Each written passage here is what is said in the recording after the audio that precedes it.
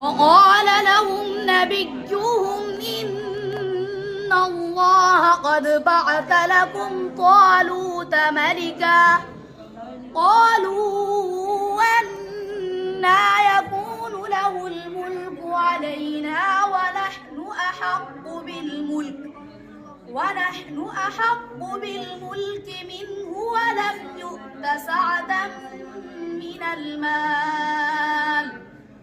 قال إن الله اصطفاه عليكم وزاده بسطة في العلم والجسم، والله يؤتي ملكه من يشاء، والله واسع عليم.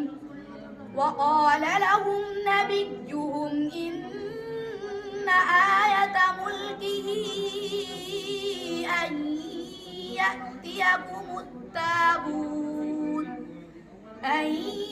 يأتيكم التابوت فيه سكينة من ربكم وبقية